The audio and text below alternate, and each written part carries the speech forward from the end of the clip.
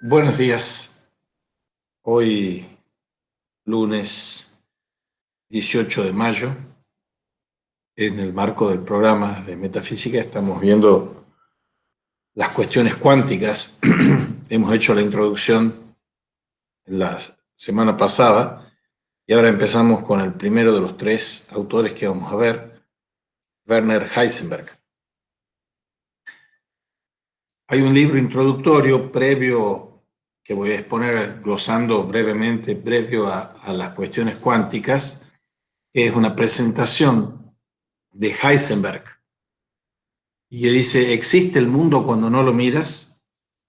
Y es muy bueno entrar por esta rampa de acceso a Heisenberg, porque lo sitúa históricamente, políticamente, culturalmente. Y comienza con una referencia a una obra de teatro que se estrena en Londres en 1998, del dramaturgo y novelista inglés Michael Frayn. Y los tres personajes de la historia son Niels Bohr, B larga O H R, su esposa Margrethe y Werner Heisenberg. Y ellos se encuentran después de muertos y evocan algunos episodios comunes. Están evocando una fecha particular, y esa fecha particular es 1941, en Copenhague, cuando Heisenberg, que es un joven, relativamente joven, pero ya tiene todos sus créditos y méritos, ya hace como 9 años que es premio Nobel, va a visitarlo a Bohr en Dinamarca, en Copenhague, como gran parte de Europa estaba dominada por los nazis. Y añade Frein ahí que todo el mundo entiende o cree entender de qué trata el principio de incertidumbre, pone en boca de Heisenberg, pero se lamenta de que nadie entiende realmente por qué fue a Copenhague.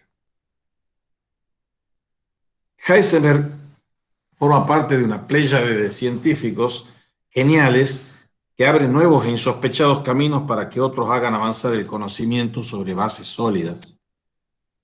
Pero el contexto en el que esta revolución en la física teórica y experimental está teniendo lugar es que se preanunciaba ya desde fines del siglo XIX de que la física había llegado a un punto muerto, ya estaba llegando al fin. Lo decían connotados científicos de la época. Uno de ellos, Albert Michelson, decía que la física había llegado a su fin, pero no era el único, y que lo único que podía aspirar a hacer era hacer y tomar medidas más precisas. La física como una toma de medidas, de mensuras. Y estas posiciones tan poco optimistas sobre el futuro de la física se debían al extraordinario nivel de desarrollo y de predicción que había alcanzado. Ahora, junto a eso, o en paralelo con eso, se estaban produciendo descubrimientos y hallazgos que eran notables. Por ejemplo, las ecuaciones de Maxwell, publicadas en 1874, sintetizan las propiedades de los campos eléctricos y magnéticos. Los rayos X son descubiertos en 1895 por el alemán Wilhelm Röntgen.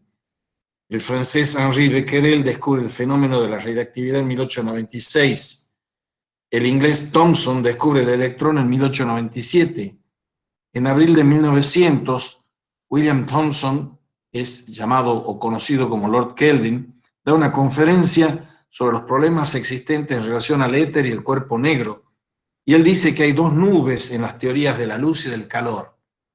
Y esa metáfora de las nubes la toma este biógrafo o biografista de Heisenberg para decir que esas dos nubes son la teoría de la relatividad de Einstein y la mecánica cuántica, que tiene varios personajes detrás de ella. Ambas han significado dos nubes que fijan límites a lo que se llama física clásica. La relatividad y la mecánica cuántica traen consigo una profunda revisión de conceptos anunciados en nuestra intuición. Las ideas clásicas de espacio y de tiempo, de partículas y de ondas, del principio de No sé, alguien pregunta que se escucha intermitentemente. No sé si hay algún micrófono conectado. Se escucha bien, profe, por lo menos de este lado. Bien, bien, bien. Estamos viendo que la relatividad y la mecánica cuántica son esas dos nubes que traen esa revolución en la física, porque cuando se dice física clásica se está pensando paradigmáticamente en Newton. Bien, y ideas clásicas como espacio, tiempo, causalidad son puestas del revés, por decirlo así, gráficamente, y tienen que ser modificadas gracias a estas dos nubes, abandonando ideas desarrolladas hasta entonces por eminentes o los más eminentes filósofos y científicos. Y la elaboración de la teoría de la relatividad tiene a un personaje central que es, obviamente, como sabemos todos, Albert Einstein, que lo hace en dos cortos periodos de tiempo, a comienzos del siglo XX.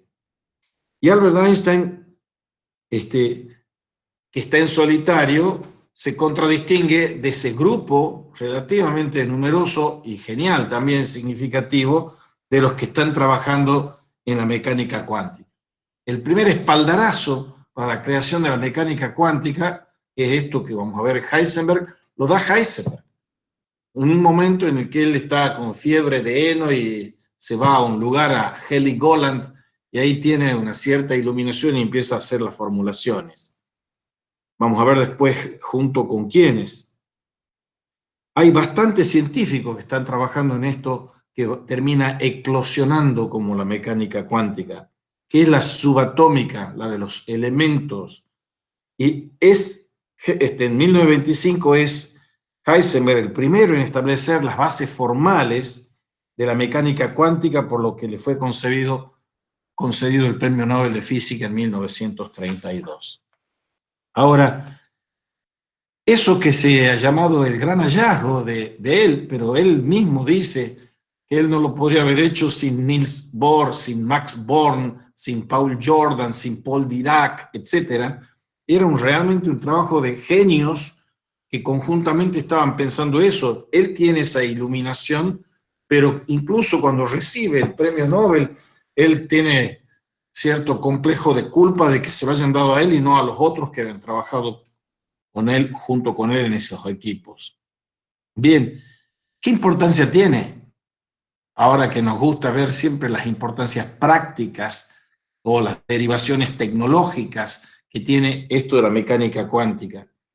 El principio de incertidumbre, que tiene la paternidad asignada a Werner Heisenberg, es una consecuencia de todos los estudios que han hecho de esta cuestión subatómica, de la teoría de la radiación, creando nuevos conceptos y lleva a la física nuevas líneas de pensamiento.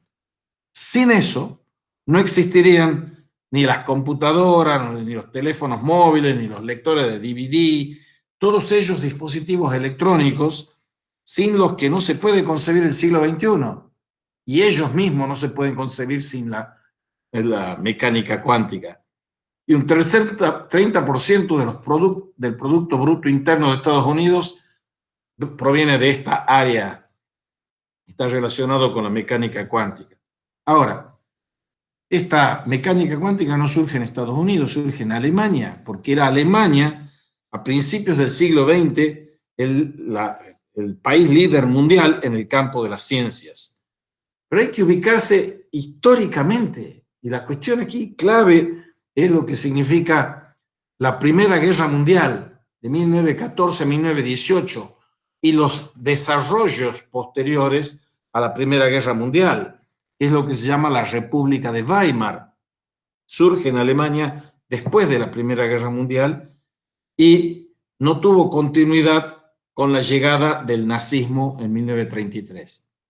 Ahora, en 1941 ya están los nazis en el poder, está Hitler desde el año 1933 en el poder en omnímodo en Alemania, y entonces la cuestión ambivalente respecto de la figura de Heisenberg, que todos están siempre planteando y dicen no vamos a llegar a ninguna respuesta de qué es lo que es, porque es ambivalente, es qué quería hacer Heisenberg cuando la mayor parte de los físicos, empezando por Albert Einstein, habían huido del poder de los nazis y él se había quedado, él y otro grande, más grande que él quizás en antecedente, que es Max Planck, se habían quedado. ¿Pero por qué se habían quedado? Entonces la duda está en los fines de hacer la bomba atómica y de la carrera atómica. Pretendía Heisenberg cuando va a visitarlo a Niels Bohr, 1941, tiene 40 años, y lo va a visitar. Pretendía él obtener información a través de Bohr, del programa nuclear de los aliados, ya estaban en guerra, o quería informarles a través de Bohr del programa alemán. En los hechos, no hay, como en la entrevista de Guayaquil entre San Martín y Bolívar, no hay ningún registro fehaciente de qué es lo que pasó. Pero eso dejó sembrada la duda de si Heisenberg era un simpatizante de los nazis o, como quieren los que lo defienden, era un activo resistente antinazi. Heisenberg se quedó en Alemania y ejerció funciones importantes. Y la actitud política y la defensa de la física teórica hace que surjan preguntas que son relevantes para esto. ¿Qué es lo que quería? ¿Quería construir una bomba atómica para Hitler o hizo lo posible para boicotear la construcción de la bomba atómica para los nazis? Bien, eso es una introducción que nos sitúa en este contexto de la biografía. Nos vayamos un poquito más atrás en su biografía, nos vayamos a la etapa de la infancia y la adolescencia de Heisenberg. Heisenberg tenía un padre que era profesor de latín y griego, y tenía un abuelo que era rector de un gymnasium. El gymnasium de Tucumán es una copia del modelo del gymnasium de allá, que no es un sustantivo propio como es entre nosotros, sino un sustantivo común. El gymnasium es una de las tres, la más importante de las tres ramas del secundario, la única que franquea el paso para la universidad. Hago el hincapié en la cuestión del latín y del griego, que era lo que enseñaba el padre, porque el padre les hacía jugar a sus hijos, tenía dos hijos, hay alguien que tiene el micrófono prendido, por favor, apáguelo. Les hacía jugar a los hijos, Mar, apaga el micrófono, por favor. Les hacía jugar a sus hijos juegos de matemática, y ahí se maravilla y se encanta el Werner Heisenberg con esos juegos de matemática. Pero además de hacerlo estudiar piano, música, etcétera, y pasión musical que lo acompañó toda la vida a Werner Heisenberg, estaba tan interesado en la matemática que el padre, estimulándolo, le proveía de libros. Le proveyó de un libro de un señor Kronauer del mediados del siglo XIX, un libro de matemática en latín.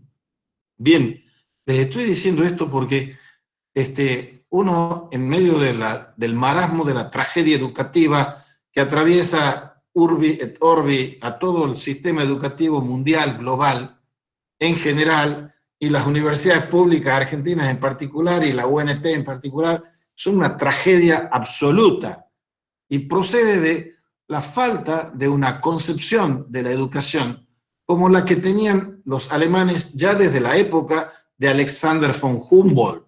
Si ustedes entran a la Universidad Nacional de Tucumán por la calle Ayacucho, tienen dos bustos en la entrada hacia el rectorado. Y uno de ellos es de Alexander von Humboldt, porque Juan Beterán, el creador de la Universidad Nacional de Tucumán, se va a copiar, a mostrar, a buscar el modelo humboldtiano de la universidad. ¿Y en qué consistía ese modelo humboldtiano de la universidad? Que toda universidad se consiste como una institución de Lehre und Forschung, de docencia e investigación. Y un alumno que entra a primer año de la universidad ya es considerado un científico y un investigador, y así los tratan como tales. Pero además, Humboldt crea lo que es la más importante universidad de esa época, que es la Universidad de Berlín, crea un sistema en el que tienen un gymnasium, en el que tienen no solo la práctica, que la tenían, de ejercicios físicos diversos, sino una intensiva formación en los clásicos griegos, sobre todo, en la institución pública, pero también les enseñaban filosofía, literatura, oratoria, arte o música.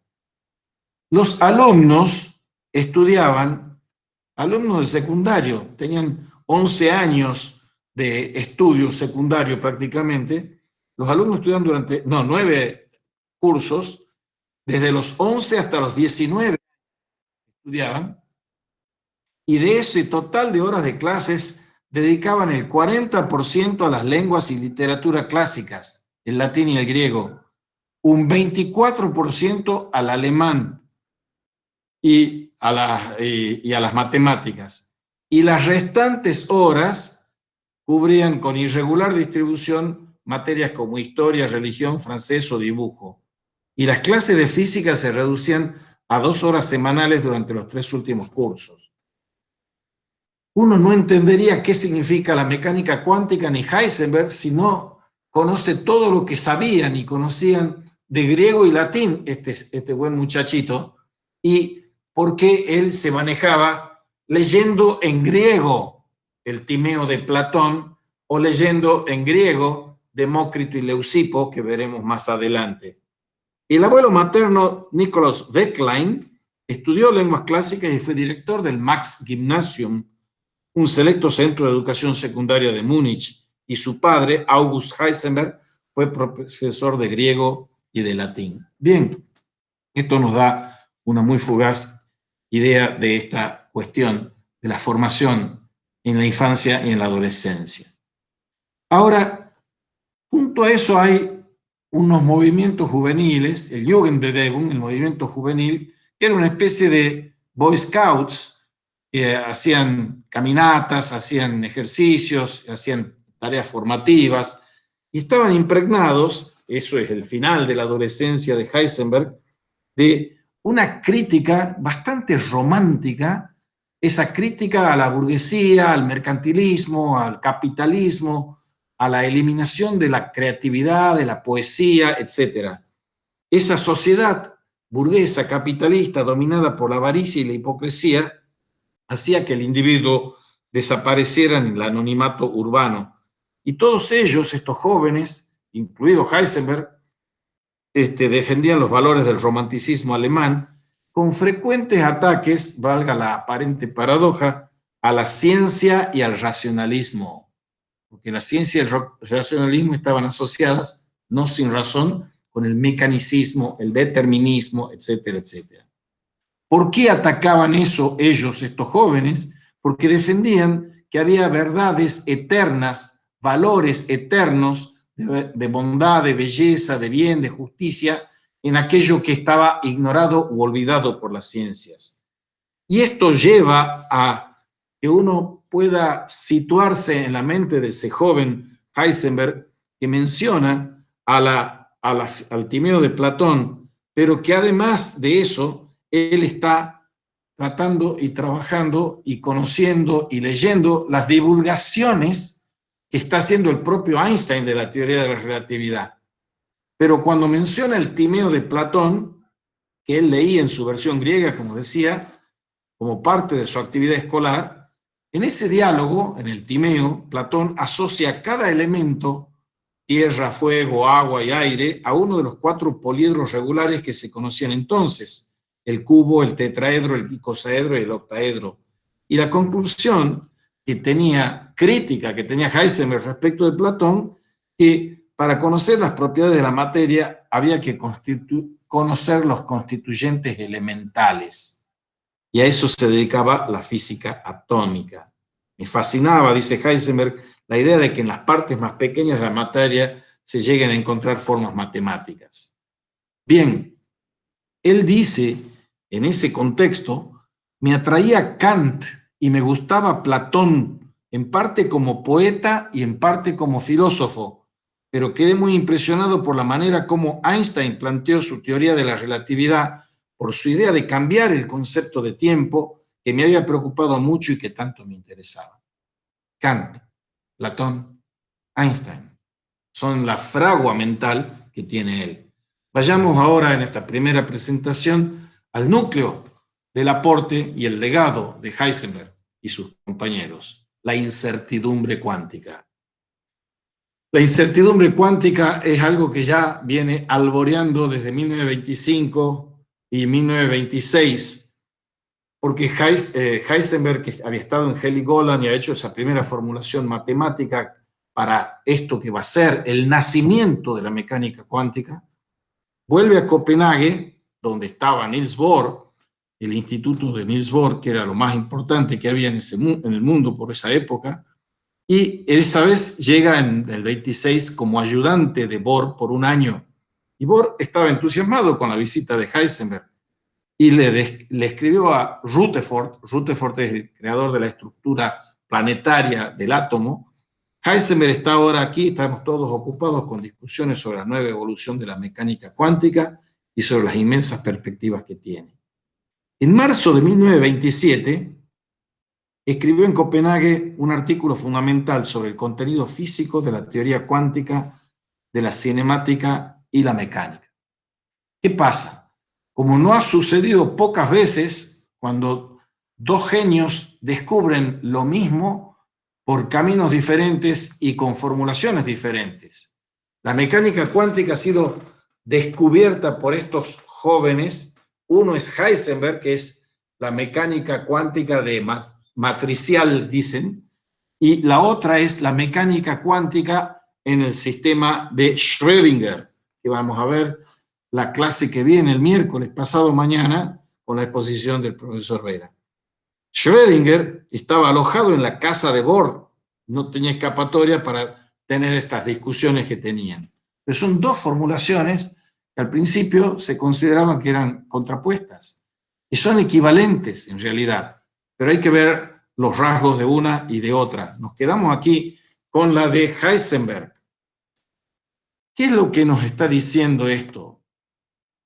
Si se lo pudiese formular en un lenguaje coloquial, que siempre va a ser impreciso, un Scharfsinnig, la imprecisión es la marca en el orillo que tiene esta teoría, es impreciso. Uno no puede, como suponía la época de la física clásica, al mismo tiempo la posición y la velocidad de un electrón.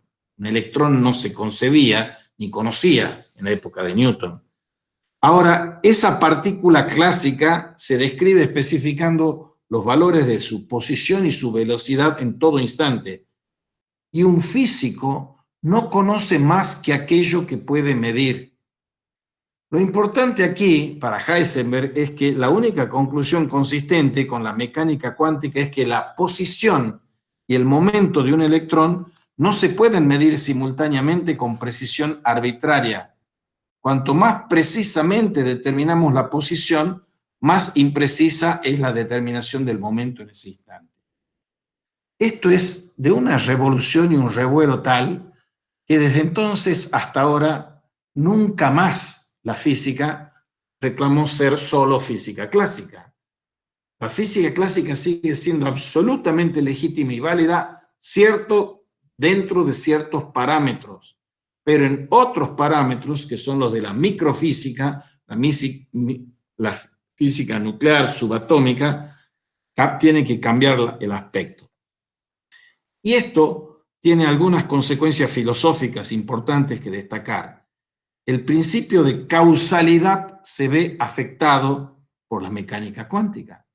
Cuando hablábamos la clase pasada de la física cavernícola de nuestro Mario Bunge, él tiene un libro sobre la causalidad y él parece que no se ha visto tan o no se ha creído ver tan afectado por la mecánica cuántica en este aspecto. El principio de causalidad es afectado. Entonces ya no puedo yo decir que A impacta sobre B y produce el movimiento en B. Lo que había en la física clásica y que sigue habiendo en los superstíteres del cientificismo, que son de superstíteres de las físicas cavernícolas, que no se han animado a salir de la caverna, porque se nos va a decir con razón, y lo han visto ustedes en el texto que tenían que leer para hoy, que la inspiración filosófica que permanece nuclear en Heisenberg es Platón y Pitágoras, no es Aristóteles. Y por cierto, no es en absoluto el positivismo.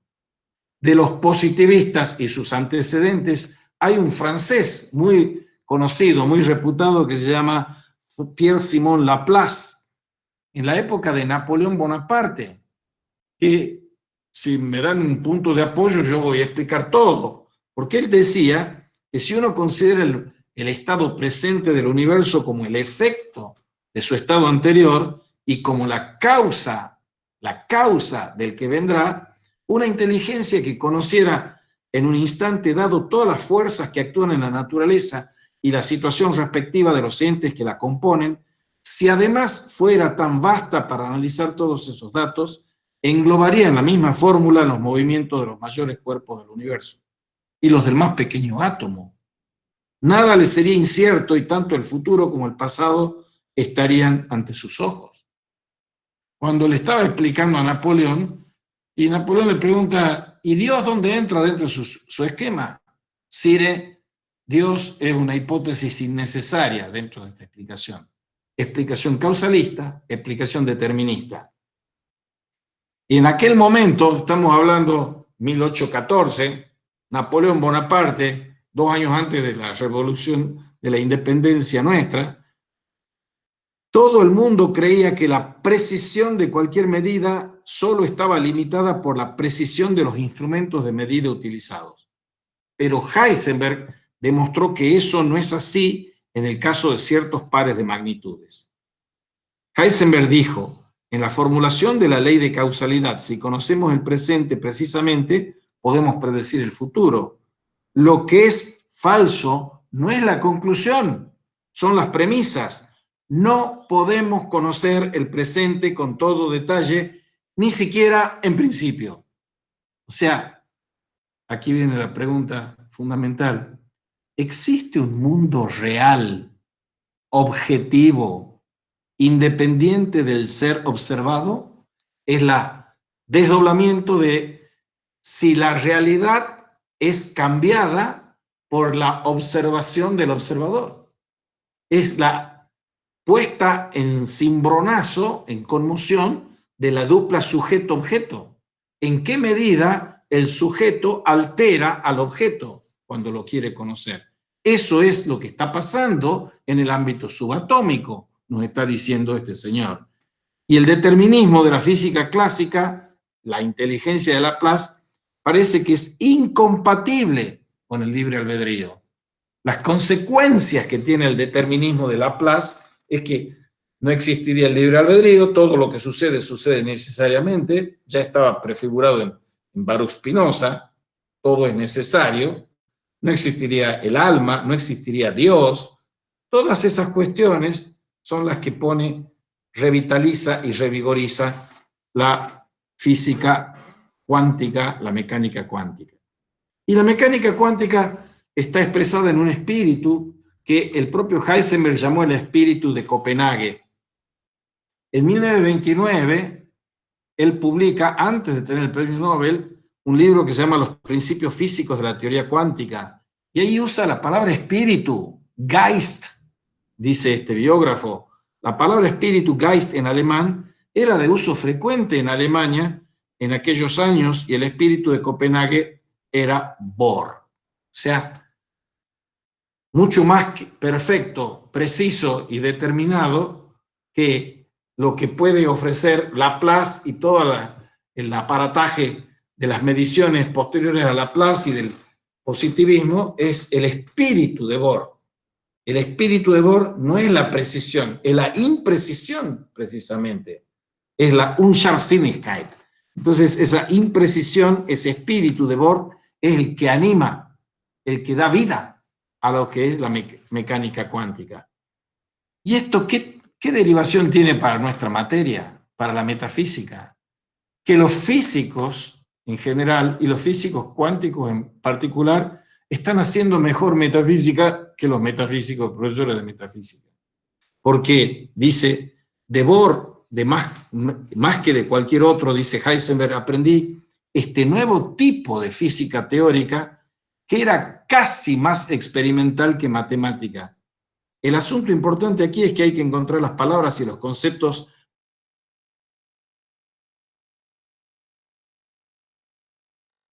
Y dice que el experimento pionero realizado en 1982 por Aspect, Dalibard y Roger cambió las cosas. Las predicciones más paradójicas de la mecánica cuántica están siendo verificadas desde entonces, haciendo decir algunas que la metafísica se ha hecho experimental. Bien, este es un primer paseo por Heisenberg y lo que significa su obra. Vamos ahora a los textos que Ken Wilber ha seleccionado aquí. Y empieza con una reseña biográfica que nace en 1901, muere en 1976. Si ustedes tienen alguna pregunta, háganmela por chat y Fabián o César me hacen ver. Y empieza este relato biográfico con el año 1925, es verano del 25, y Heisenberg tiene un ataque, un acceso de fiebre del heno, y cansado hasta el agotamiento se va a reposar, no tenía más de 24 años, a Heligoland. Él venía de trabajar intensamente en la Universidad de Göttingen, trabajaba con Max Born, otro de esos genios, estaban ahí, y se va a esas colinas de Helgoland, y allí concibe, como si fuese una iluminación, concibe lo que había venido trabajando tanto y le sale esto que él ni sabe qué es lo que le sale, pero es lo que se ha dado en llamar la mecánica cuántica matricial. Y la completa formulación de la mecánica cuántica matricial tiene lugar con la ayuda de Max Born, Pascual Jordan, Paul Dirac y Wolfgang Pauli. Una de las conclusiones fue el famoso principio de indeterminación de Heisenberg. Y fruto de un trabajo independiente, siguiendo las líneas de razonamiento diferentes, Erwin Schrödinger había desarrollado una mecánica no matricial, sino ondulatoria.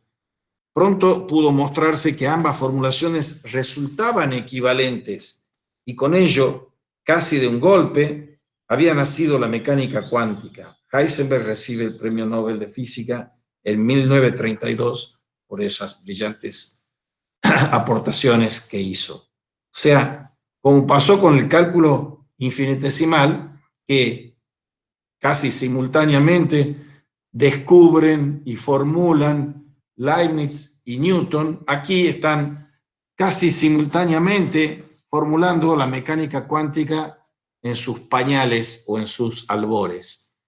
Y el centro de las conclusiones de esta mecánica cuántica es que en física solo se pueden hacer afirmaciones acerca de las relaciones estrictamente limitadas que solo resultan válidas dentro del marco de tales limitaciones, dice, acentuando el señor Heisenberg. Resultan válidas dentro del marco de tales limitaciones. Pero si queremos ir más allá del mundo, más allá de la física, si queremos ir más allá de la física y empezar a filosofar, dice Heisenberg, entonces la concepción del mundo que se presta mejor a explicar la física moderna no es la de Demócrito, sino la de Platón. Veremos uno de los capítulos de un breve artículo dedicado a la confrontación del atomismo y materialismo griego, Leucipo y Demócrito, y el de Platón.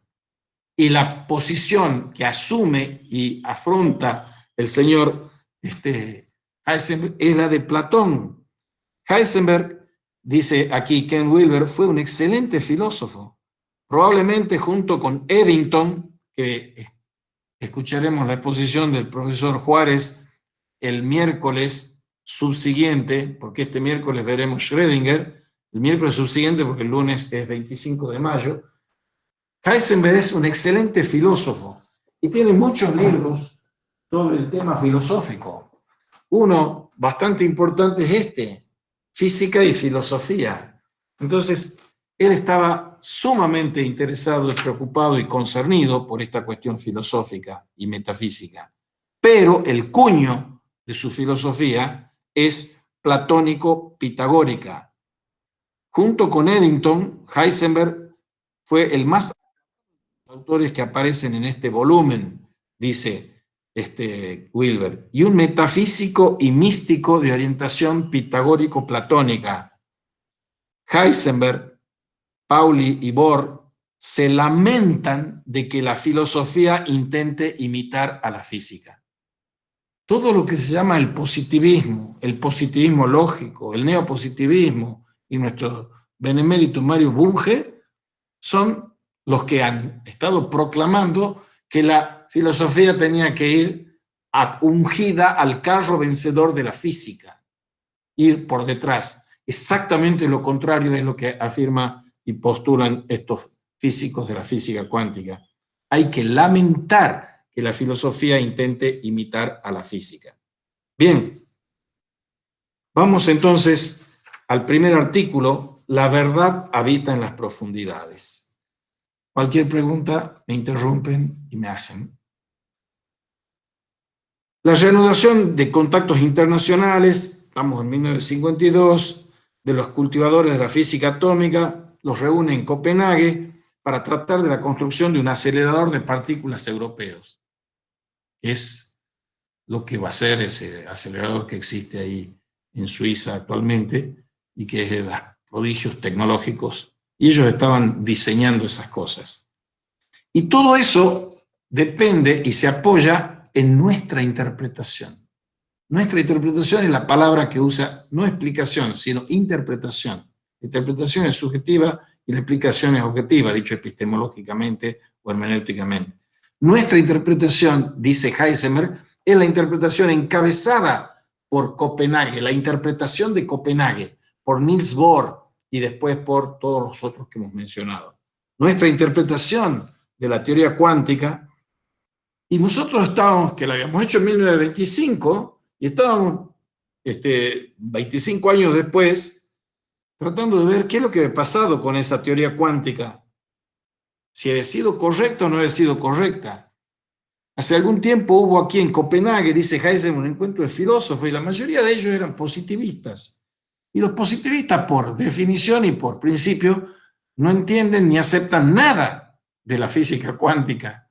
Y no la aceptan porque ellos solo aceptan lo que pueden medir, ver, pesar, gustar, etc. Se atienen solo a los principios. Pero cita aquí Heisenberg a un filósofo descomunalmente importante que se llama Ludwig Wittgenstein. Y Wittgenstein había hecho una revolución lógica con el Tractatus Lógicos Filosóficos. Pero ya había puesto el caballo de Troya dentro del Tractatus, diciendo de que con esto he resuelto todos los problemas de la lógica y de las ciencias naturales, y con eso no he tocado en lo más mínimo los problemas de la vida, porque la vida, los valores, el bien, el sentido del mundo, es algo que yo no puedo explicar, que no puedo probar por las ciencias físico-naturales. Y dice Wittgenstein, el mundo es todo aquello que sucede. El mundo es la totalidad de los hechos, no de las cosas. Entonces, esa formulación wittgensteiniana le da pie a Heisenberg para mostrar cuán errados estaban esos positivistas. Es más, el Círculo de Viena, que es ese círculo del positivismo lógico en ciernes, de Carnap, Schlick y todos ellos, lo tenían en un altar a Wittgenstein. Pero no entendían para nada, como no lo entendía Bertrand Russell, que era su padrino de tesis, este giro místico que estaba teniendo el señor Wittgenstein. Entonces, los positivistas estaban incapacitados para comprender esto que se discutía ahí en Copenhague, porque han comprendido que la mecánica cuántica describe correctamente los fenómenos atómicos, pero era una charla ociosa, porque ellos son filósofos convencionales que rechazan a la metafísica por plantear pseudo problemas y reclaman una claridad conceptual. Y frente a eso y contra eso se erigen estos mecánicos cuánticos en general y Heisenberg en particular. Porque aquellos, los positivistas, están con reliquias de una antigua metafísica, dice, vestigios de un periodo de pensamiento precientífico o animista, y rechaza los conceptos biológicos de totalidad, de entelequia, como ideas precientíficas. Y ellos quieren que todos los conceptos sean verificados empíricamente, el criterio de verificación empírica. Metafísica es para el positivista sinónimo de libre pensamiento, despectivamente dicho, y por tanto fuente de abuso conceptual. Y tampoco a mí me parece útil esa forma de restringir el lenguaje, dice Niels Bohr. Todos conocen el poema de Schiller, que da título a este capítulo. El poema de Schiller en Sentencias de Confucio, que contiene aquella frase memorable: solo una mente plana es clara y la verdad habita en las profundidades. Solo una mente plana es clara y la verdad habita en las profundidades. O sea, sin una metafísica del tipo pitagórico-platónico, por poner el caso de Heisenberg, no es posible llegar a la física cuántica. Y si uno pretende llegar desde el positivismo, no llega a lo que significa la física cuántica. Y el término metafísica, usado por los positivistas, parece como un insulto, a lo sumo como un eufemismo para designar el pensamiento precientífico, dice Heisenberg. Y ese prefijo de meta, dice, ya han abandonado la metafísica y me hablan de la metalógica, y me hablan de la metamatemática. Y ese prefijo del meta, prefijo meramente sugiere que nos estamos planteando cuestiones ulteriores. Y nosotros somos expertos en física. ¿Y qué sabe un experto? Los alemanes tienen una palabra para el experto, el Fachidiot, el idiota de la especialidad. El experto es el que sabe muchísimo de poquísimo y sabe poquísimo de todo. Por eso, ¿qué significa ser un experto?, se pregunta Heisenberg. Nadie puede saber mucho acerca de ningún tema, dice Heisenberg. Y en todo este tipo de discusiones, continúa, lo que a mí fundamentalmente me importa es que no eliminemos simplemente de la existencia esas profundidades en las que habita la verdad. Y ello significaría que estarnos moviendo solo en la superficie, de ser mentes planas. Vamos a tener todo muy claro y distinto, pero no sirve para nada. No sirve para la vida, no sirve para lo bueno, para lo bello, para lo verdadero. Y veremos la importancia de la belleza después. Y consideraría, dice Heisenberg, completamente absurdo, y Niels Bohr estaría de acuerdo, el tener que cerrar mi mente a los problemas planteados y a las ideas expuestas por los filósofos antiguos, simplemente por el hecho de que no puedan expresarse en un lenguaje más preciso. Ya sabemos que las religiones hablan en imágenes o en parábolas. Aquí introduce la cuestión de la religión, de la ciencia y la religión. Hablan en imágenes y en parábolas, en metáforas, y que éstas nunca pueden corresponderse plenamente con los significados que tratan de expresar. O sea, hay un abismo infranqueable, si se quiere, entre el concepto y la metáfora, porque la metáfora es mucho más elocuente que el concepto, pero es menos clara y menos precisa. Toda la filosofía de Hegel cae y sube y cae por el concepto. El concepto es lo que apela o a lo que apela la ciencia. Y aquí vienen estos físicos a decir, miren, los conceptos tienen sus limitaciones, la claridad no es suficiente, hace falta la profundidad. Y para expresar la profundidad necesitamos las parábolas, las metáforas, las imágenes, porque ellas, incluidas estas viejas religiones que se nutren de esto, en último análisis intentan expresar los mismos contenidos que aquella, que la filosofía y que la ciencia. Esos mismos contenidos, esas mismas relaciones, y giran en torno a cuestiones relativas al valor. El valor. Una premisa del positivismo es que yo cuando entro al laboratorio tengo que dejar colgado, junto con sobre todo, todos mis valores. Una wertfreie Forschung, dice Max Weber, una investigación libre de valores. O sea, yo tengo que despojarme de los valores, de las religiones, etcétera, para hacer ciencia. Entonces, aquí Heisenberg, en contrario imperio de esto, está diciendo cuestiones relativas a valores son fundamentales. Y es posible que los positivistas tengan razón al pensar que hoy en día resulta difícil asignar un significado a esas palabras, un significado empírico. Pero con toda evidencia se están refiriendo a un aspecto crucial de la realidad. Y hablemos de la realidad. Veremos con Willy Giesinger en La ola es el mar que la mística se define como realizar la realidad. Y lo que las religiones quieren, más allá de las aberraciones y distorsiones, es la realidad, no la ilusión. Todos los empeños de la filosofía, la ciencia y las religiones dicen que están asentadas en y buscando a la realidad última. Y son aspectos cruciales de la realidad los que están denotados o expresados en los valores. Si esa es tu forma de pensar en estas cuestiones, entonces es evidente, hay que decirle a los que no puedes aceptar la equivalencia entre la verdad y la capacidad de predicción. ¿Se puede predecir todo en ciencia? Por supuesto que no. ¿Qué pasa? ¿Podemos predecir cómo va a ser el aplanamiento o no de la curva del coronavirus nosotros? ¿Podemos predecir nosotros cuál va a ser la tasa o la cotización del dólar dentro de 2 o 3 días? Por supuesto que no. ¿Podemos predecir cómo va a ser la fortuna que va a tener el gobierno oficialista actual? Por supuesto que no. Nada de lo verdaderamente importante y real de nuestra vida cotidiana se puede predecir. ¿Por qué? Desde que interviene el factor humano, ya no hay hechos, solo hay interpretaciones de los hechos. Y todos nos peleamos en conflicto de las interpretaciones sobre esos hechos.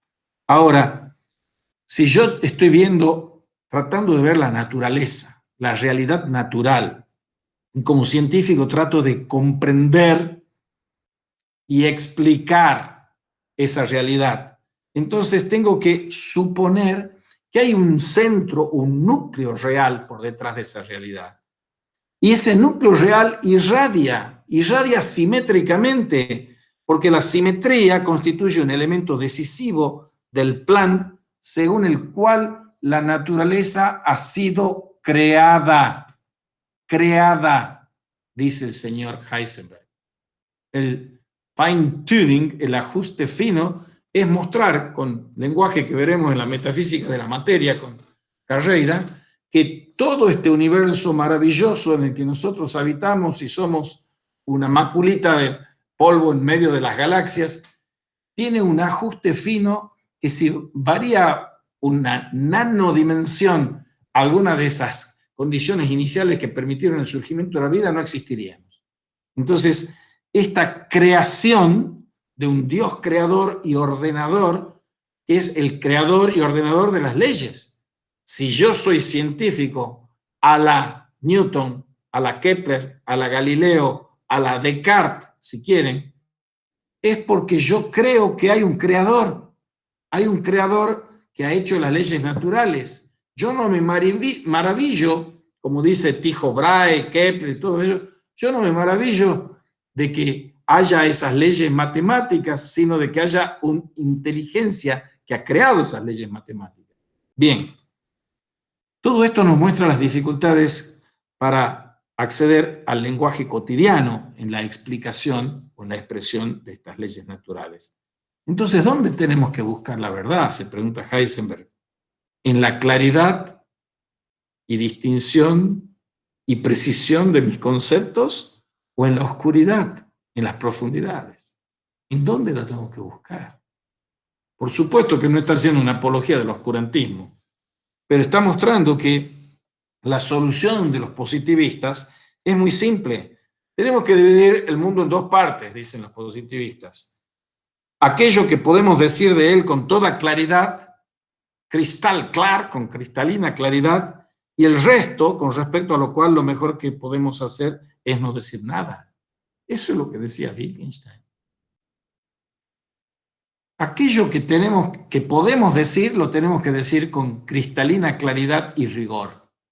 Y eso es las proposiciones de las ciencias físico-naturales. Pero de aquello que no podemos decir con claridad, tenemos que callar, tenemos que hacer silencio. ¿Y qué es eso? Eso es lo verdaderamente importante de la vida. Lo estético, lo ético, el sentido del mundo, de la vida, etcétera, Dios. ¿Y qué es lo que nosotros podemos afirmar con claridad? Se pregunta Heisenberg. Y se responde, poco menos que nada. Poco menos que nada. Esta es la humildad y el reconocimiento de los límites de la ciencia que tienen los genios. Frente a la soberbia de que yo puedo con la ciencia resolverlo todo, explicarlo todo, predecirlo todo, decirlo todo, está esta humildad. No sabemos casi nada de nada. Sabemos poquito. Es un islote de conocimiento en un océano de ignorancia. Ese es el nuestro. El océano de la ignorancia nuestra sobre la realidad y esos islotitos pequeñitos, muy pequeñitos, minúsculos, de conocimiento. Y la pregunta tras cartón que viene aquí es si tú crees en un Dios personal. Le preguntan a Heisenberg. Ya sé lo difícil que es darle un significado claro a esta pregunta, dice Heisenberg, pero seguramente se puede entender a qué se refiere cuando se hace esa pregunta. Puedo formular la pregunta de otra manera. Yo preferiría formularla así. ¿Podemos o puede alguien alcanzar la razón central de las cosas o de los sucesos de cuya inexistencia no parece haber duda de un modo tan directo como podemos alcanzar el alma de otro ser humano? Usa la palabra alma. Puesto que mi propia experiencia, dice Heisenberg, no importa demasiado, me gustaría recordarte el famoso texto de Pascal, aquel que llevaba cosido por dentro de su chaqueta el Dios de Abraham, el Dios de Isaac, el Dios de Jacob, y no el de los filósofos y de los sabios. Con otras palabras, sigue este diálogo ficticio, pero no tan ficticio. ¿Piensas que podemos hacernos conscientes del orden central con la misma intensidad con que podemos captar el alma de otra persona? Posiblemente, dice Heisenberg. Pero ¿por qué emplea la palabra alma en vez de hablar sencillamente de otra persona? Justamente porque la palabra alma se refiere al orden central, al núcleo interior de un ser cuyas manifestaciones externas pueden ser enormemente diversas. Esperemos entonces que ese reino central ilumine de nuevo nuestro camino. Y lo único que podemos objetar al positivismo, con sus monsergas y homilías, es que son tabúes. Pasemos al capítulo siguiente, que se llama Verdades científicas y verdades religiosas. Es un tema central que arranca desde Galileo Galilei. En la historia de la ciencia, ese famoso proceso a Galileo Galilei, que se han dicho montones de burradas al respecto, por cierto. Y se proclama repetidas veces, a raíz de ese ejemplo, que la verdad científica no se puede reconciliar con la interpretación religiosa del mundo. ¿Hay o puede haber una relación entre estos dos campos de pensamiento? Si uno ve la galería de los fundadores de la ciencia moderna y de los filósofos modernos, todos son cristianos, y la mayor parte de ellos católicos. Copérnico, Galileo, algunos sacerdotes como Copérnico, Galileo, Kepler, Newton. La verdad religiosa revelada los habita a todos ellos, y todos ellos creen en eso. Y lo que han hecho para avance de la ciencia lo han hecho a partir de eso, no a partir de estar en contra de eso. Por eso, la Biblia y los comentarios de los santos padres vienen apoyando la realidad de la propia experiencia personal. Pero aquí sí tenemos que entrar en un capítulo de la filosofía muy importante, es el capítulo de la polémica entre Platón y Aristóteles. Porque uno podría decir que el nacimiento de la filosofía moderna y el nacimiento de la ciencia moderna son el nacimiento en contra de Aristóteles, y lo que no se suele decir, con el apoyo de Platón y de Pitágoras. Hay que huir de Aristóteles y volver a Platón. No es casual el hecho de que los comienzos de la ciencia moderna están asociados con esta huida de Aristóteles y esta vuelta a Platón. Dice Heisenberg. Incluso en la antigüedad, Aristóteles, que era un empirista, o sea, Aristóteles era un protopositivista, por supuesto que no, era un empirista, había opuesto la objeción de que los pitagóricos, entre los que debía incluirse a Platón, no buscaban explicaciones y teorías que estuviesen acordes con los hechos, sino que distorsionaban los hechos para hacerlos encajar en determinadas teorías y opiniones por ellos sustentadas, y se presentaban, podríamos decir, como coordenadores del universo. Es genial esa objeción, porque eso tiene vigencia hasta el día de hoy. Cuando uno dice, yo tengo una teoría, y si la teoría no es por la realidad, peor para la realidad, porque mi teoría es verdad. Esa es la objeción que le está haciendo Aristóteles a Platón y Pitágoras. De hecho, dice Heisenberg, la nueva ciencia se apartaba de la experiencia inmediata en la forma criticada por Aristóteles, y parémonos a considerar la comprensión del movimiento de los planetas. El tema del movimiento, que es algo que parece estar en la vereda del frente, y en algún sentido lo está, entre Platón y Aristóteles, frente a la inmutabilidad, eternidad, necesidad de las ideas, está la mutabilidad, corruptibilidad de las cosas. Es una participación de esas ideas. Ahora, si nos preguntamos por estos cuerpos que se mueven en el cielo, las estrellas eran inteligencias para los griegos. La experiencia inmediata nos enseña que la Tierra está en reposo y que el Sol da vueltas en torno suyo. Fíjense ese batifondo que ha armado Copérnico sacándonos del geocentrismo, porque la experiencia natural, la que hubiese seguido Aristóteles y que seguía Ptolomeo y que seguía Tomás de Aquino, estaba siendo geocéntrica, porque la Tierra está quieta, eso es lo que experimentamos, y el que se mueve es el Sol, eso es lo que experimentamos. Entonces, el Sol da vuelta en torno de la Tierra en esta concepción aristotélica, tolemaica, tomista. Y si nos paramos a reflexionar sobre los conceptos de movimiento y reposo, ¿está la Tierra en reposo? ¿Está el Sol en movimiento? Si nos paramos a reflexionar sobre los conceptos de movimiento y reposo, nos damos cuenta de que el movimiento implica una afirmación sobre la relación recíproca de al menos dos cuerpos. Un cuerpo moviéndose en relación a otro cuerpo.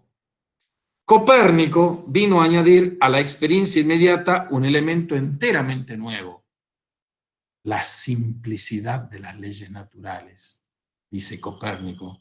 Y en ningún caso tiene nada que ver con la experiencia inmediata. Y lo mismo se puede decir de las leyes de Galileo sobre la caída de los cuerpos. Para la experiencia inmediata, los cuerpos ligeros caen con mayor lentitud que los pesados, una pluma y un pedazo de plomo. Galileo sostenía, por el contrario, que en el vacío todos los cuerpos caen con la misma velocidad y que su caída puede describirse con toda corrección por medio de leyes matemáticamente formulables, porque el libro de la naturaleza está escrito en caracteres matemáticos.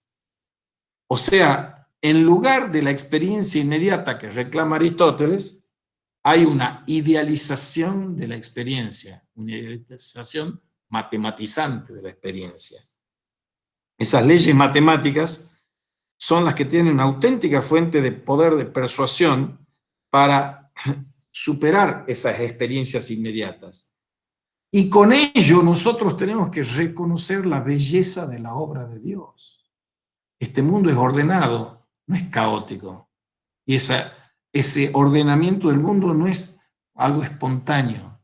No es algo que yo tiro una sopa de letra y me sale escrita la Divina Comedia. Hay que reconocer la belleza de la obra de Dios. Así entonces, la nueva forma de pensar no tenía nada que ver con ninguna clase de apartamiento de la religión. Copérnico no era ni religioso, era un sacerdote y creía en Dios, creador, ordenador, el Dios que crea bellamente todo.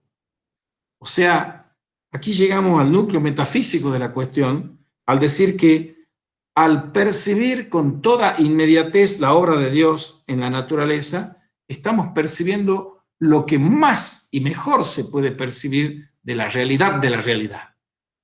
La inmediatez es, si quieren, una mediada inmediatez, pero es la inmediatez, percibir inmediatamente la belleza de la naturaleza.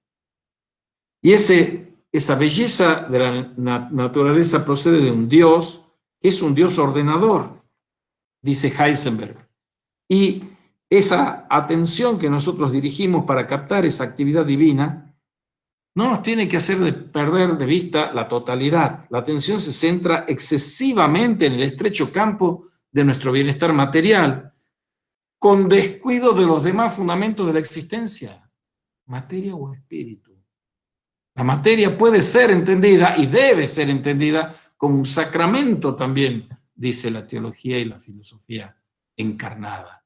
Entonces, el espíritu, ese espíritu de Borges, el espíritu de Copenhague, el espíritu de Dios insuflado en toda la creación, es lo que marca la diferencia. Ahora, todo esto nos habla de los patrones espirituales para comprender algo. Esos patrones espirituales hablan del logos, que es la razón, y del ethos, que es el bien.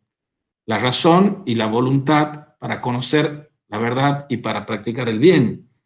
Y solamente dentro de esos patrones espirituales de verdad, bien, belleza, prevalece el ethos en la comunidad. Vivimos como seres comunitarios, en tanto vivimos éticamente, comportándonos unos a los otros como hermanos, fraternalmente, el ethos, y el ethos también del investigador científico.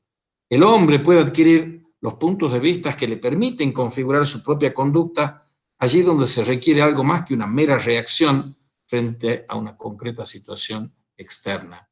Esa es la cuestión de los valores, esa es la cuestión de la religión y la ciencia. Y él estaba hablando en una época en la que estaba avanzando prepotentemente, por supuesto, el capitalismo del lado de Estados Unidos y de los países de los aliados, y del comunismo por el otro. O sea, estaba el idealismo marxista y el empirismo capitalista, para decirlo irónicamente, porque hay que reconocer la característica diferencial entre las genuinas religiones, en las que los dominios del espíritu son los que plantean el orden de las cosas.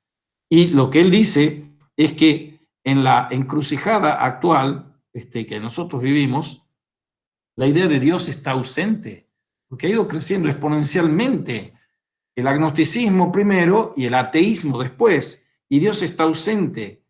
Y solo en los modelos generalizados de pensamiento que persiguen los modernos estados totalitarios, dice Heisenberg, en donde se excluye totalmente lo trascendente, cabría dudar de si el concepto de religión se puede aplicar con algún sentido. De nuevo, estados totalitarios, sean de izquierda o de derecha, sean capitalistas o comunistas. Bien, la ciencia entonces, según esta perspectiva de Heisenberg, trata de dotar de un significado objetivo a sus conceptos, pero el lenguaje religioso debe evitar precisamente el dividir el mundo en un lado objetivo y otro subjetivo. Eso es la mística.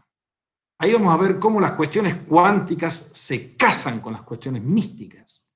No es la dualidad y el desdoblamiento de sujeto y objeto, sino la unificación de sujeto y objeto. Es la mística y la poesía platónico-pitagórica la que incide en esa unificación, mientras la ciencia busca el desdoblamiento de la res cogitans y la res extensa. Y hay que tener en cuenta esta conexión global del conjunto, de esta unificación, que es la fuente de los principios éticos.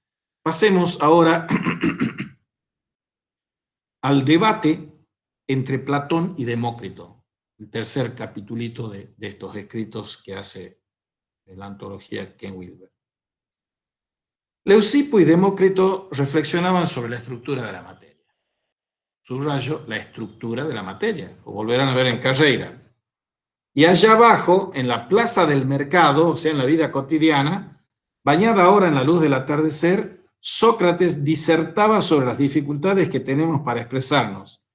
Y es donde Platón enseñó que la idea, con mayúscula, la forma, era realmente fundamental por debajo de los fenómenos.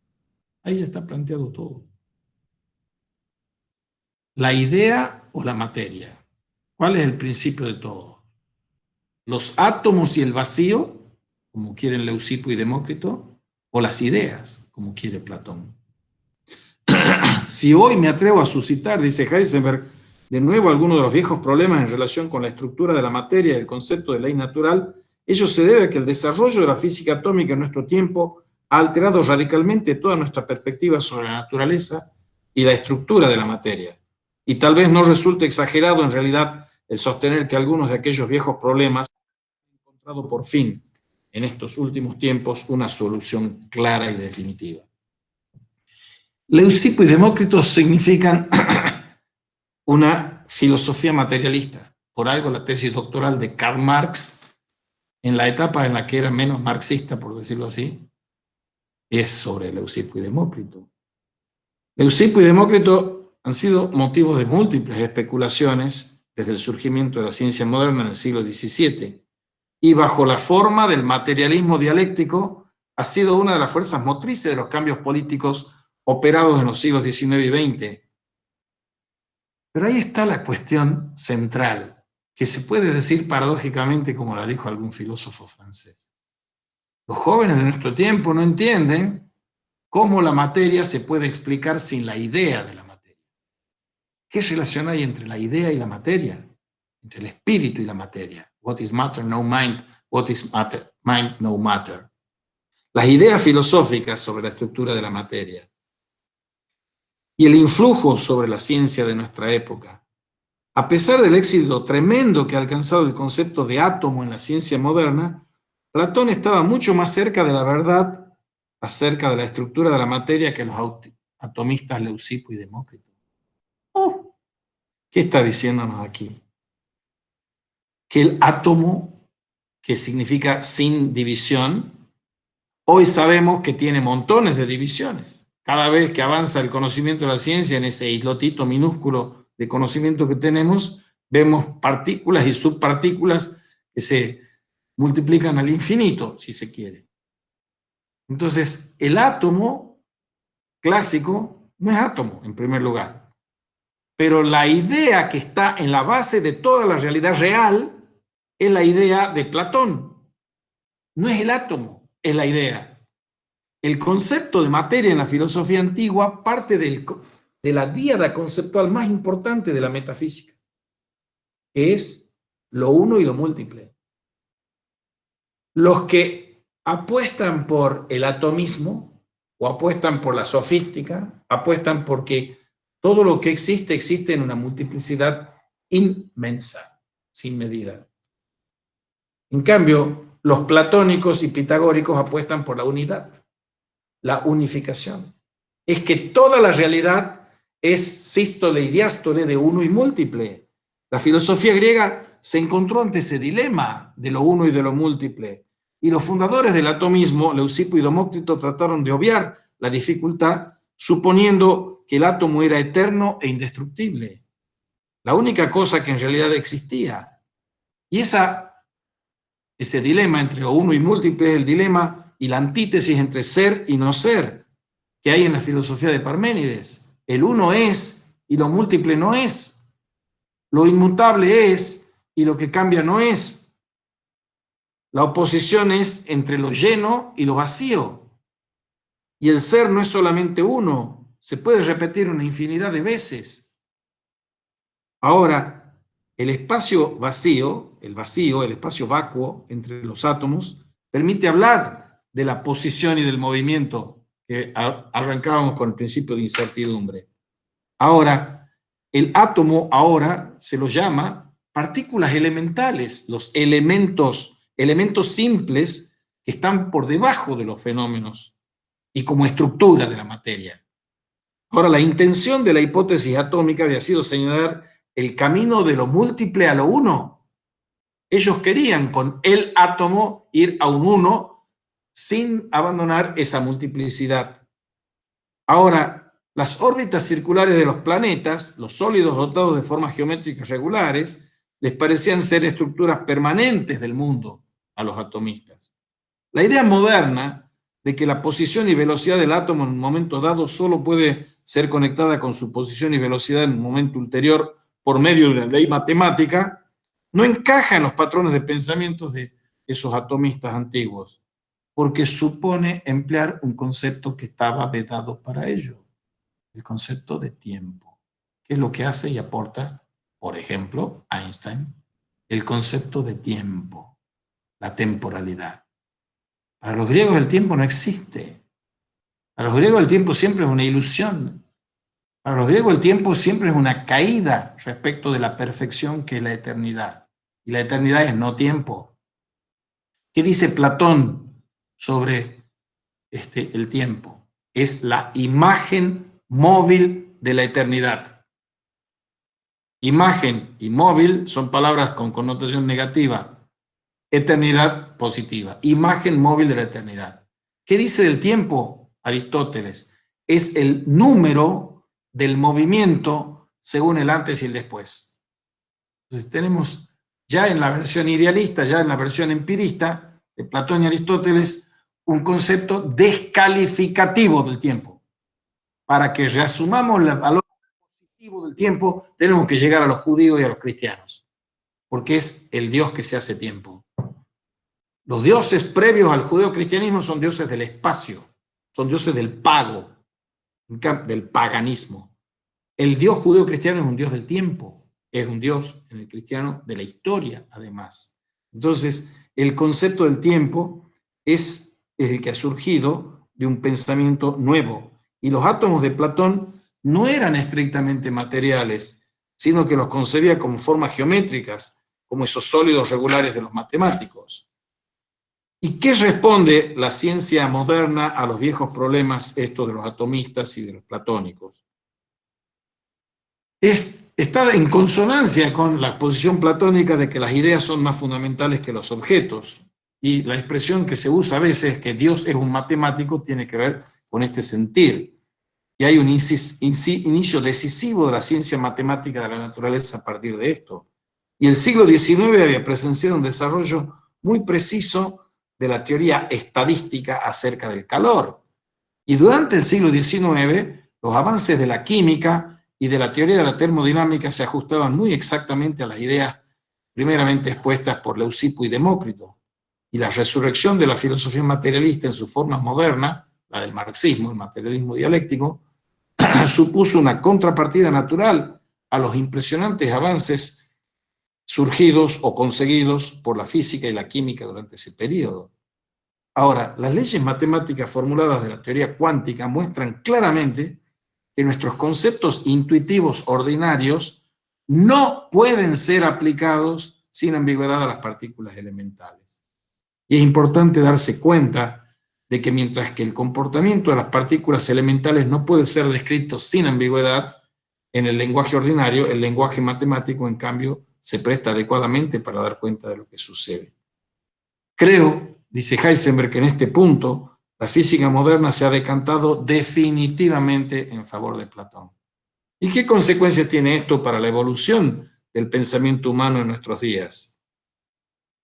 La búsqueda de lo uno, la búsqueda de la fuente última de toda comprensión, ha jugado sin duda un papel similar en el nacimiento tanto de la religión como de la ciencia.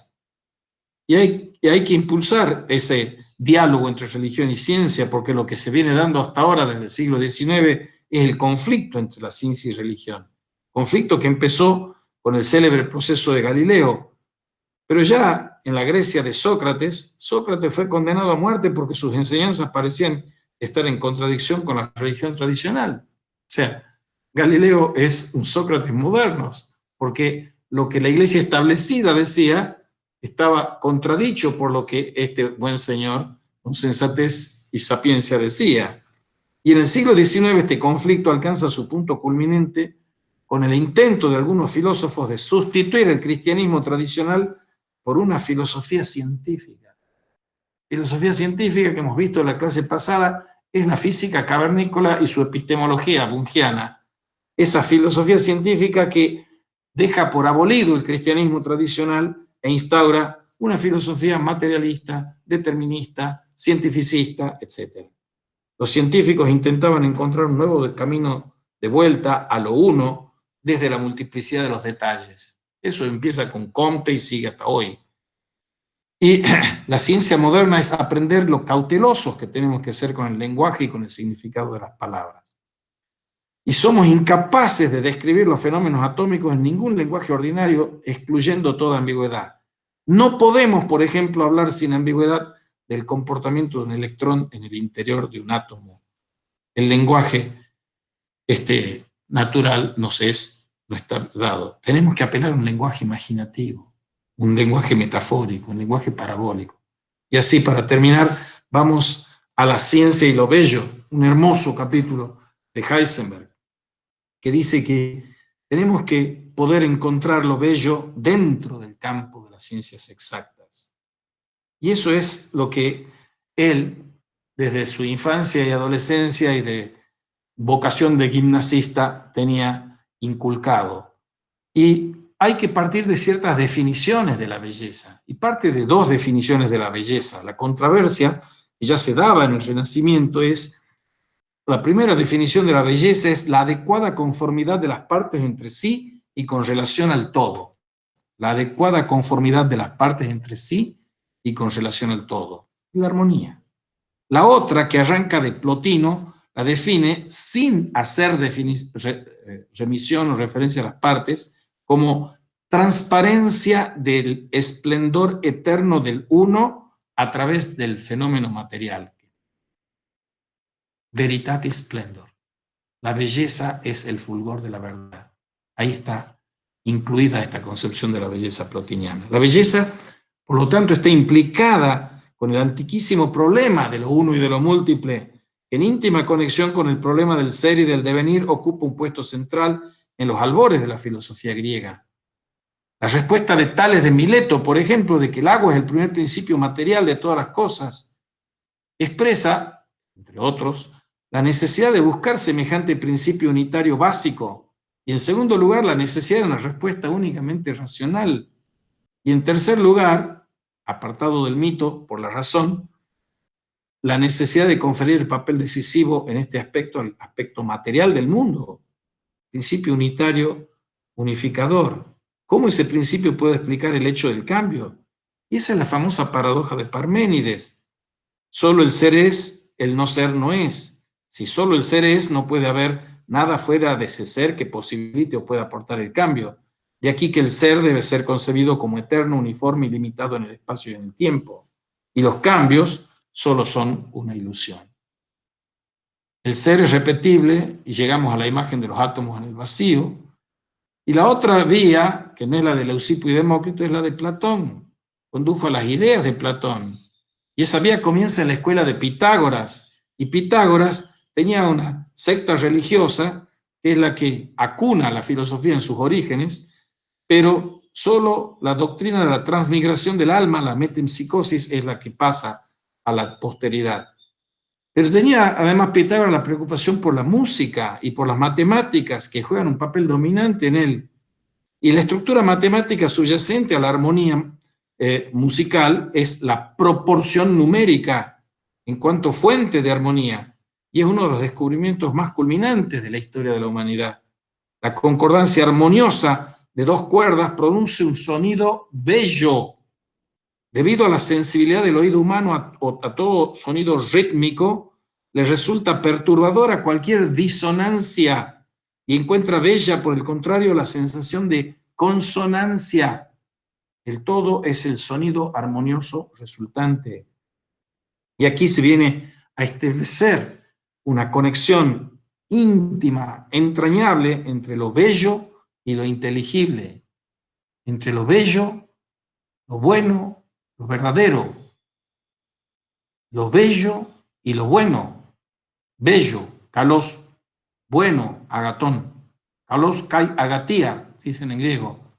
La belleza y la bondad, que se dan como un sintagma, como un complejo conceptual, bello y bueno. Y el siguiente paso por el camino este, que arranca con Sócrates, lo da Platón con su formulación de la teoría de las ideas. Y las cosas materiales son para Platón mera mímesis, mera imitación, meras copias, meras sombras proyectadas. Física cavernícola, sombras e ilusiones. Sombras proyectadas.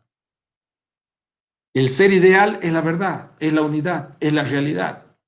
Por eso se llama hiperrealismo al idealismo de Platón. Y es la luz. Las sombras son las tinieblas. Y este es el verdadero ser. El verdadero ser de luz, del que el mundo corpóreo y el propio pensamiento humano no son sino reproducciones. Lo bello y lo bueno es la idea central. Carlos Kai Agatia. Lo bello y lo bueno es la idea central en la que se hace visible lo divino y a cuya vista las alas del alma empiezan a desplegarse. Y en un pasaje del Fedro encontramos expresado el siguiente pensamiento, comillas: el alma se siente empavorecida y tiembla a la vista de lo bello, porque siente que evoca en sí misma algo que no ha adquirido a través de los sentidos, sino que siempre había estado depositado allí dentro de una región profundamente inconsciente. Aristóteles, como empirista, se mostraba crítico de estos pitagóricos, porque decía, no buscan teorías y causas que den razón de los hechos observados, como citábamos, sino que más bien fuerzan sus observaciones e intentan acomodarlas a determinadas teorías y opiniones que les son propias. Idealizar los hechos, esa es la cuestión. Idealizar los hechos.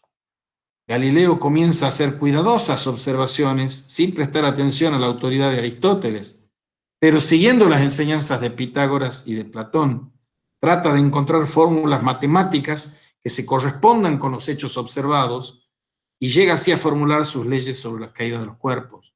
Algunos años más tarde, Kepler conseguía descubrir nuevas fórmulas matemáticas y Kepler debió sentirse cercano con sus descubrimientos de los antiguos argumentos de Pitágoras y hasta qué punto sus formulaciones estuvieron guiadas por la belleza de las conexiones descubiertas, del hecho de haber él mismo comparado las revoluciones de los planetas en torno al Sol con las vibraciones de una cuerda y haber hablado de la armoniosa concordia de las diferentes órbitas planetarias, de la armonía de las esferas, la armonía del universo. Y dice Kepler: gracias a ti, Señor Dios, Creador nuestro, por haberme permitido contemplar la belleza de tu obra creadora. Kepler. Y así sigue en tono parecido Newton y todos los demás. El todo es el principio formal unitario al que todos estos procesos se ajustan. Y el papel que juega la belleza en el descubrimiento de la verdad ha sido reconocido y subrayado en toda época. La expresión latina simplex sigillum veri, la simplicidad es el sello de la verdad, aparece inscrita en grandes caracteres en el auditorio de la física de la Universidad de Göttingen. Y otra expresión latina, que he mencionado antes, pulcritudo, belleza, splendor veritatis. La belleza es el fulgor de la verdad. Buscando la belleza, la simplicidad, busco la verdad y el bien. La belleza es el resplandor de la verdad. Bien, podríamos sigan ustedes leyéndolo, van a tener mucho provecho. Ahora, un breve tiempo para las preguntas. A ver, Fabián. Consulta, observación. Hablar de superar el lenguaje natural para abordar las cuestiones cuánticas o la mera observación positivista no sería simplificar la complejidad de lo natural o de la observación natural. Todo es una construcción. El solo hecho de ver algo es seleccionar subjetivamente lo que se ve en el debate entre Galileo, Kepler y Copérnico con la vieja cosmología aristotélica. Hay presupuestos matemáticos, las esferas perfectas antiguas, la naturaleza escrita. Buena observación, a la que yo contraargumento que decir todo es una construcción es una afirmación que necesita ser probada. Toda una construcción es algo que podría decir Kant. No es algo que dice ni Copérnico, ni Galileo, ni Michel Henry en el mundo contemporáneo. Que todo es un constructo, eso es una afirmación metafísica no probada. Y la consulta, observación, hablar de superar el lenguaje natural. Eso lo está haciendo Heisenberg, que era un gran filósofo, pero no era filósofo profesional. Un filósofo profesional era Wittgenstein. Y Wittgenstein hace su revolución dentro de la revolución del Tractatus, y se dice que hay dos Wittgenstein. El Wittgenstein del lenguaje formal, que es el lenguaje de la matemática y de la lógica, y para eso se escribe el Tractatus. Inicialmente ese era el propósito, pero él en la mitad del camino, él empieza en 1911 con el Tractatus, en 1916 está peleando en la guerra de los Balcanes, Wittgenstein, y se da cuenta que tenía que hacer unos ajustes tremendos a su proyecto de tesis doctoral, y los hace. Esos ajustes significan de denunciar que la perfección del lenguaje formal, lógico, matemático, es absolutamente insuficiente e impertinente para decir las cosas con propiedad. Para eso hay que, segundo Wittgenstein, ir al lenguaje común, al lenguaje natural.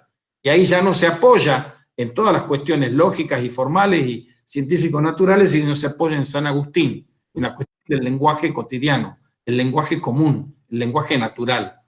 El lenguaje natural es una pulsión y una atracción que sienten todos estos pensadores y estos científicos, que necesitan apelar al lenguaje natural para dar cuenta comprensivamente mejor de una realidad que no puede ni se deja reducir a ecuaciones matemáticas.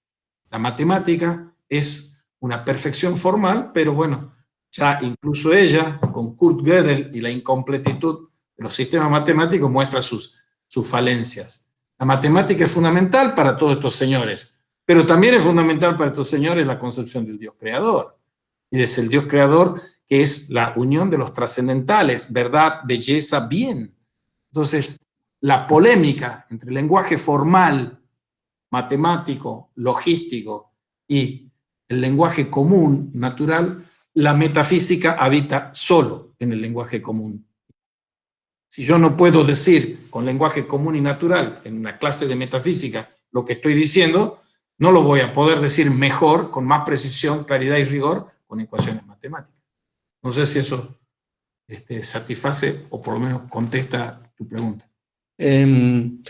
Sí, más o menos. En realidad, como es un tema bastante nuevo para nosotros en la cátedra y en mis lecturas, todo lo de la física cuántica, en la profundidad en que se lo está planteando ahora, no tengo muy clara, digamos, el marco de la discusión, pero sí voy tomando algunas cosas que dice Wilber, como por ejemplo la diferencia entre la ciencia tradicional y la ciencia que se plantea ahora a partir de la física cuántica, es que ahora hay una conciencia que no se tenía antes de que no se puede abordar completamente la realidad, que antes el científico del siglo XVII creía que estaba explicando la realidad tal cual era, y que el científico cuántico sabe perfectamente, bajo los propios parámetros de la ciencia, que esa realidad le es oscura y es profunda y que no va a nunca, por una cuestión de principio lógico o científico, llegar a conocer la realidad.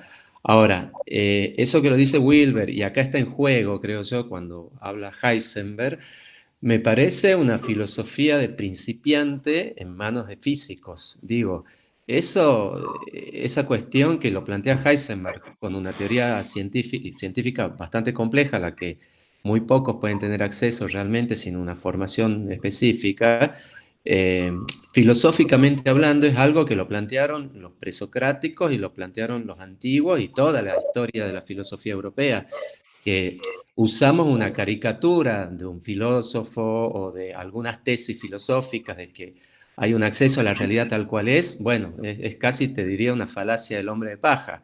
Pero si uno estudia profundamente filosofía, puede dar cuenta que la filosofía surge con estas cuestiones alrededor de la realidad última de las cosas. Pero lo que acaba de decir precisamente confirma lo que yo estaba diciendo. No accedemos a la realidad, a la cosa en sí. No accedemos, nunca hemos accedido y nunca vamos a acceder. Ahora, hay un modo más apropiado y menos apropiado de acceder, aproximarse a acceder a la cosa en sí, a la cosa real. El modo más apropiado es el de Heisenberg, no el de Bunge. Llámele filosofía del principiante o no. ¿Qué? ¿Son filosofía del principiante la de Bunge también? Entonces, la cuestión es que la realidad real es a lo que todos tendemos y a lo que nunca nadie accedió ni accede. Vamos por parte, como dice Jack el Destripador. Entonces, buscar en los escritos, a mí sí me parece un hallazgo muy bueno, porque por las convergencias que tiene, en los escritos de estos físicos, hay que verlos, al de Pauli, a los de Eddington, de Schrödinger, vamos a ver, los de Planck. Planck es un tipo que el instituto más famoso de ciencia de Alemania y uno de los más famosos se llama Max Planck, en homenaje a este tipo, que el tipo se fue a entrevistar con Hitler, no con el sargento último, para decirle, oiga, usted está haciendo macana. Y por supuesto, él tenía una actitud, Max Planck, que defendía que la validez de la ciencia es incontestable, pero la validez de la ciencia en estos paradigmas de tipos que sí estaban formados en filosofía. Y vos lo decís, creo, medio despectivamente, filosofía de principiante. Y sí, lo que pasa, Lalo, que yo comparo un Heisenberg con el texto que estamos leyendo y un Kant que estaba justificando la ciencia que era el paradigma científico de su época, y sí puedo decir que Kant era un filósofo que efectivamente se convirtió en una referencia en la historia de la filosofía, a la par de que estaba dando consistencia al paradigma científico de la física de Newton. En Heisenberg lo que veo son alusiones a la historia de la filosofía. No estoy diciendo que sea una filosofía superficial porque no haga filosofía. Estoy diciendo que, bueno, es un lector y está formado en filosofía, pero hasta el momento, digamos, de lo que yo voy leyendo, sus aportes en relación a un salto cualitativo, digamos, en la historia de la filosofía, la verdad que yo no le encuentro todavía, digamos. O sea, yo leo un Kant y está haciendo un salto cualitativo en la historia de la filosofía y al mismo tiempo hace un aporte estructural, digamos, en lo que es la historia de la ciencia. No sé si se entiende por dónde Sí, va mi... se entiende perfectamente. Pero es decir, no hay que ponerlo en comparación a Kant con Heisenberg, hay que ponerlo a Kant con Heidegger. Y cambio cualitativo. ¿Y Heidegger qué dice? La ciencia no piensa. El paradigma que defendía Kant se ha caído en pedazos con la física cuántica. Pero paradójicamente, Kant estaba teniendo una tesis metafísica bastante similar a lo que está balbuceando aquí Heisenberg, digamos. Pero sí, precisamente, el espíritu de Copenhague es un espíritu filosófico kantiano. El filósofo que más citan ellos es Kant. Carl Friedrich von Weizsäcker, por ejemplo, que es un discípulo de Heisenberg, lo cita Trochimoche y este lo cita más a Platón y a Pitágoras porque él sabía mucho latín y griego, pero Claro. Kant está en el espíritu de la mecánica cuántica. Pero Kant ya ha caído, a pesar de eso, y no ha caído de butad espantosa que estoy diciendo, ha caído porque lo que ha caído es que ya la física de Newton es absolutamente válida para un límite, pero ya no es válida. Entonces hay que buscar otra filosofía y otra metafísica para esa física de la física cuántica. Y esa no es la de Kant, porque Kant está en el paradigma de la de Newton. Y Newton es perfectamente válido y genial para ciertos límites, pero para las partículas elementales, para supercuerdas, para la materia oscura, Kant que hubiera dicho que la materia oscura es noumeno. Entonces, la cuestión es qué interpela a la metafísica en el siglo XXI a partir de las cuestiones científicas, filosóficas y místicas. Ese era el intento, de que veamos con estos escritos que son, por muy carácter principiante que tengan, son gente que estudia y que ha estudiado eso y los conoce. A ver, ¿cuántos de nosotros hemos leído en griego el Timeo? Yo no. Son tipos que conocen los textos y que los han frecuentado los textos, y conocen Platón, y conocen las otras versiones, y conocen Kant, conocen Hegel. Los tipos están manejando esos textos. Pero ponerlo en términos que vos conocés muy bien, a Kant con Hegel. Hegel hace polvo a Newton en la metafísica de Hegel, y no hemos pasado apenas unos cuantos añitos. Hace polvo a Newton. Entonces, claro, pero por ejemplo, en ese punto, sin ir más largo, la verdad que sería lindo tener un encuentro presencial, pero sin ir más lejos y tomando eso que vos estás diciendo, muchas de las afirmaciones que hacen estos físicos cuánticos tienen un alto contenido de dialéctica hegeliana, y hay, por ejemplo, esta cuestión del sujeto-objeto, y hay, hasta donde yo he leído, cero mención, ¿no? También por el contexto, creo yo, histórico en el que están viviendo, cero mención de Hegel. Hay menciones a Hegel y precisamente la ponen con la que tenían más al uso, que es Marx e Hegel. Claro. Entonces te dice Marx y Hegel, entonces ya criticamos a Marx, criticamos a Hegel así Claro. de oficio. Y de ahí viene Pero- la crítica al materialismo y todo lo y demás. por eso ellos se quedan con el muy burgués Kant y rechazan el muy dialéctico Hegel. Claro. Aunque ellos materialmente están siendo más dialécticos, como vos decís, que Kant. Sí, La dialéctica trascendental de Kant es una connotación negativa y la dialéctica para Hegel y Marx es positiva. sí. Como Platón, porque Hegel quería ser el Aristóteles platónico del siglo XIX.